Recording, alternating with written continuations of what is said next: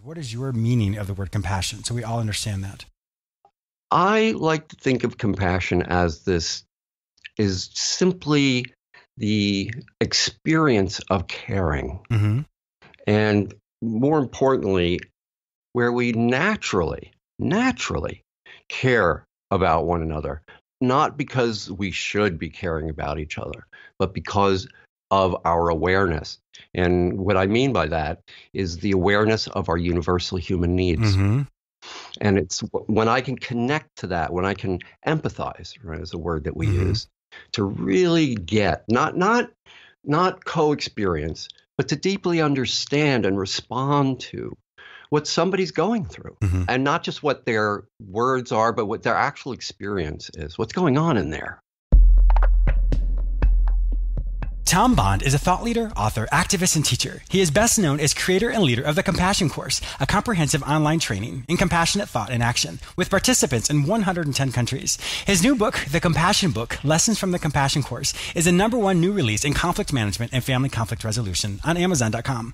Thom has catalyzed a worldwide movement crossing cultural boundaries without exception. Welcome to my show, Thom. Thank you. It's fun to be here. Wonderful. Well, congratulations first off for the amazing success of your book. That's really amazing that you're able to be the #1 bestseller on Amazon. That's a wonderful accomplishment. Thank you. Did you always know that it was in your personality or in your background to be a compassionate thought leader? I would have to say I discovered that about me when I was about 12 years old. Ooh, okay.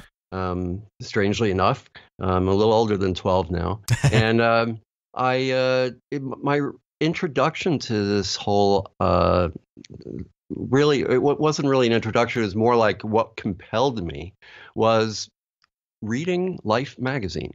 Oh, really? Okay. In 1969, I believe it was. And there was a pictorial on the war in Vietnam. And it was the first time in my life that I really got the real view, not the Hollywood view, and not the make-believe view that we had on television or when we played games. I saw for the first time the incredible amount of pain that humans were somehow capable of inflicting upon one another, and it rocked my world. Yeah. It changed the way I saw everything, and it was so disturbing to me. I remember so clearly thinking, is this really, really, really true? And so my thing was I went to the grown-ups and I said, this is what is this? This is craziness. And they all assured me that no, war is a part of how we do business here as humans. It's part of the human experience. Wow. That's so sad. Yeah. And I remember even back then thinking, no, I'm not buying it. The thing is, I was 12 and I wasn't highly educated. And this was just simply from my gut. Yeah. And so that began really my search. And it wasn't until about the year 2000. And I came across Marshall Rosenberg's book called Nonviolent Communication, A Language of Life. And that was what I was looking for. Because it really boils down to just effective communication as well. When we have more violent conversations, it's incredibly ineffective because people only focus on the aggression and not what's actually being said. And so there's not going to be a conflict. There's going to be no resolution. It's going to be conflictual. Yes. Going back to what you said as far as 12 years old, that would actually make sense for me. So from a psychological standpoint, for my listeners, most around the age of 12 is when children really understand the concept of death, destruction, war. It really crystallizes and solidifies in their brain of what that abstract concept is. And so it makes sense to me that would be your awakening. And then now look at you now. I mean, it's incredible. It was. And what Marshall gave me, and what he was really my greatest teacher. That's great. He gave me a real skill set. Like, he developed a set of concepts that really work. And he paid attention to language, which ultimately is how we can pay attention to thought, right? We can kind of reverse engineer our thinking if we pay attention to how we speak. Yes. And so what he had identified was that the language that we typically use, which is, I'm going to call the language of judgment, where we tell people about what's going on through this idea of what's right and what's wrong, or what we should or shouldn't be doing. And what Marshall came up with is, no, we can look at things differently. We can talk about what our universal human needs are, and shift the conversation from what's right and wrong to what can we do to make things better. So more of a proactive approach. Yeah, and by managing our language, by paying attention to our language, and ultimately paying attention to how we think, that gives us the power to influence the level of connection that we experience with ourselves and with other people. That obviously really resonates with me. The whole aspect of just even word choices that we'll use. For example, if I use the word love between, two adults like us versus maybe to a 13-year-old girl, that concept of love is going to be completely different. And so understanding how I guess essentially reading the room when you do talk to someone is who's going to understand what I'm saying. And so, but I like the proactive approach that you take, because communication should be fluid, but it should also be actionable. It should be progressive, as opposed to just saying something without any, connection or interaction between individuals. Yeah. And if it doesn't connect, then it's not doing its job. It's ineffective. Sure. So, I like to use the example of, hey, would you like to have a conversation with me about how stupid you are? Versus, would you like to have a conversation with me about how we can understand each other better and how we can get along and have more flow? So what I teach is how to recognize these moments when we're kind of shifting into this judgment speak, which is going to guarantee that we disconnect. And so what do? Well, we can change the message by being aware of our thoughts. And we can replace the old ideas of right and wrong and should and shouldn't with what works. What would I like to experience? And so it's really from my background's in engineering, and from an engineering perspective, this is the way to go. Yes, I was going to say that. This is very practical, very pragmatic, very linear in that respect. Yeah, it is really true. How did you develop the compassion course? Well, I had been studying, I would say, 7, maybe even 10 years, and when I had noticed that it was. I just wanted it out there. I wanted more people to understand what was going on. And it seemed like it was hard to do that unless people came to workshops, and it became a pretty complex logistical thing. And so I said, no, let's just make this super simple. I'll send you a course. I'll send you an email every week for a year. And in that email, there's going to be a concept for us. And there's going to be a story which shows how that concept works, because concepts just hanging out there don't really help us too much. And so every week, every chapter has a very specific manifestation of that concept and how it really changes life. I like that. And then I also include exercises so that you can really build your muscles when it comes to doing this work. And I should have asked you this from the get-go, but what is your connotation? In other words, what is your meaning of the word compassion, so we all understand that?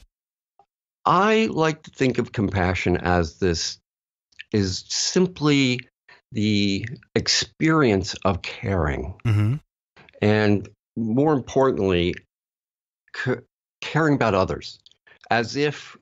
So we can get to the point, if we're good at this, we can get to the point where we naturally care about one another, not because we should be caring about each other, but because we do because of our awareness.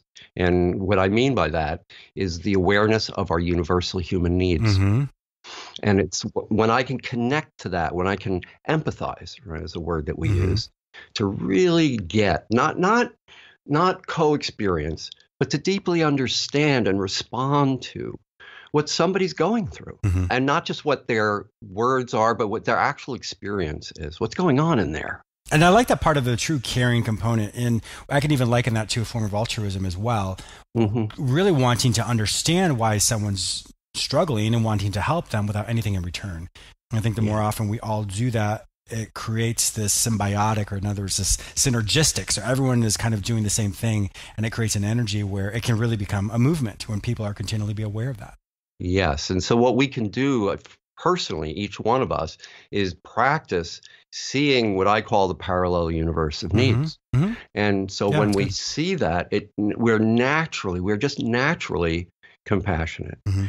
And when we're compassionate, that compassion's compelling. And that's, like I said, I'm an engineer. I want things to change. I want things to get better. And so this is how I see that. I really believe that one of the greatest discoveries of the 20th century is that when we become acutely aware or keenly aware of one another's feelings and needs, we naturally care about one another. And then when we start naturally caring about one another, then we're going to act. Yeah. And so what does compassion address? Just about everything. It certainly does. It addresses poverty. You're not going to let your neighbor starve. Why? Because you understand what's going on for your neighbor. And so this is a way for us to really up the game around understanding each other, no matter what we've done, no matter where we live. You talked about empathy and self-empathy and talking about it being the breath of compassion. Could you tell us more about that? Sure. In order to empathize with somebody else, it's very important for me to understand, why am I even doing that? Why do I care? What's going on for me? So the original point of contact has to be internal. And so that's self-empathy. What do I want to be experiencing right now? And then from that place, now I've got myself grounded. And then from that place, I'm way more likely to care about somebody else. And I put myself in a position to be curious and then to be able to ultimately develop a caring or a compassion for others.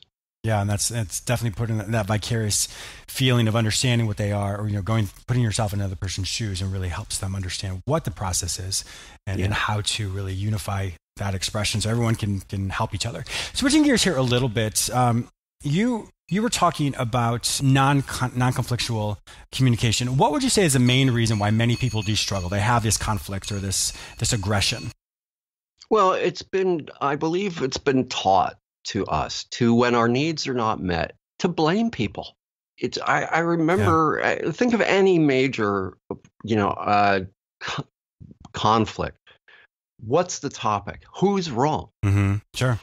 And so that was automatically going to put us at odds. And how do we recover from that? How do we come back? Where's our common ground? And if we can't, then what does that mean for us?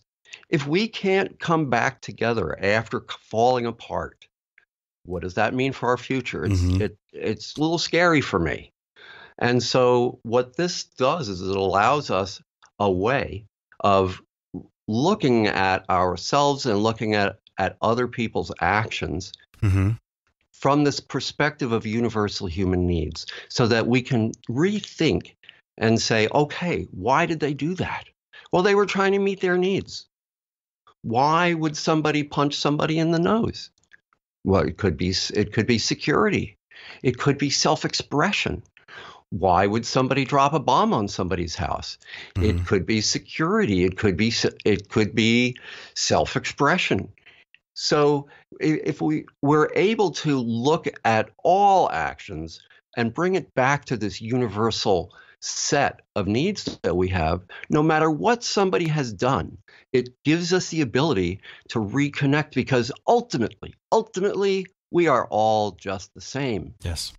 It's just that we've been through different experiences. Well, the way I hear that as well is looking at the motivation for why people do it. Not what the actions are per se, but the motivation for what was a causality, or what was the intrinsic need that they had in order to express themselves. For example, if they can't express themselves with words, You know, Yes. in psychology, we teach whatever you perceive to be true determines what you feel, determines what you do. So if someone's perception is skewed, if they're using like a thinking error of some sorts, and so their emotions become inflamed, and all of a sudden they react in a very visceral way, well, unfortunately, they weren't able to be able to communicate. So I think it really goes back to if we get lost in the weeds, if you will, in other words, lost in what the person does, it doesn't allow for us to say, wow, this person's really struggling here. Even though they've hurt me, if you will, or they've done something against me, let me put that aside because they don't know how to say what they need. You know, you think of a child, a baby, the parents, it takes some time for them to figure out what their child is actually conveying if they're only able to cry. Well, what kind of cry is that? Is that a hungry cry? Is that a sleepy cry? And so when we think of it in that respect and remove the action of it and really come to the internal part of it, I think that's where people can really start to convey and help that person find their voice in an effective way. Absolutely. And so by choosing how we think, right, by choosing what words we're going to focus on and therefore what we think, we can find a path to connection. Sure. Whereas if we're in that kind of judgment mode and thinking, well, you're being rude or you're being selfish or none of those are connecting ideas. Sure, exactly. Yeah, and I can see that would be conflictual, sure. Yeah, and under every judgment, this is a pretty cool thing. Under every judgment, I'm not saying most, I'm saying everyone, there's an unmet need. Yeah. And so if I see somebody judging, or I can tell you they're in pain, they have an unmet need. And so this gives me a way of moving from this place of they're selfish or they're stupid or they're self-centered to they're in pain.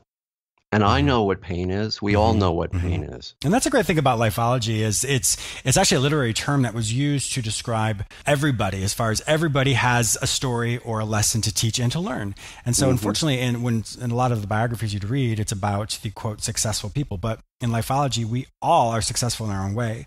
And so that's one thing I really like about this show, if I may say so, is it teaches us and it connects us all, because the way that our life, the experiences that we have may be different, but the emotionality and what we experience is the same. And that's one reason why I really try and connect everybody as much as possible by creating these universal truths, by creating these actionable items that we all can learn from and teach each other. And this is a stellar one as well, that whole concept of compassion and really helping everybody understand that people are, when they do express themselves ineffectively, it is coming from a place of pain or a place of discord. So thank you really for sharing this with us. Yeah. We only have a few more minutes, but you're in 110 different countries. Tell us how that even came about.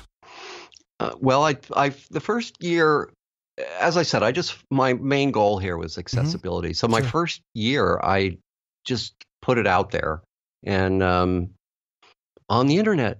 And I am so grateful that we live right now because we have this amazing tool. And that's great, yeah. It took me by surprise. I really, James, I got to tell you, I had no idea. And it just kept spreading. And then after a couple of years, I get a phone call from my colleague, Gabi Vana in Austria. And she said, Thom, can I translate this into German? Oh, wow. Please. I said, that's amazing. Sure. And then I heard from Shahinaz El-Hanawai, and she asked me, Thom, can I translate this into Arabic, please? Wow. And so I was like, of course. And so I worked with these folks, and we now have it in Spanish as well. And we have a Russian translation in the works. That's amazing. We have, let's see, a Finnish translation. We're looking at Polish.